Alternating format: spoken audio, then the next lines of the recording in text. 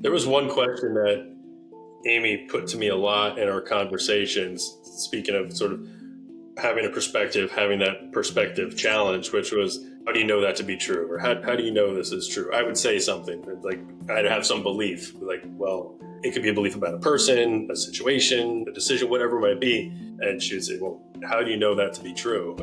In my mind, I had told myself it was true.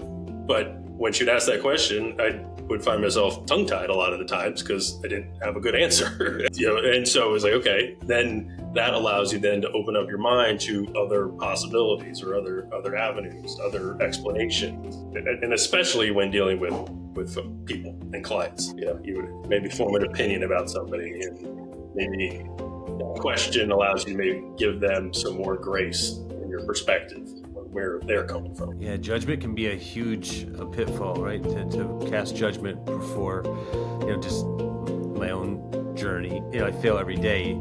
Sometimes you have to, stop and think about where that person might be coming from, or what happened to them that morning, what they went through when they were 12 that you have no idea. Some underlying trauma that could obviously or honestly make them a different person in front of you. Right. Which Pete goes back to emotional intelligence, right?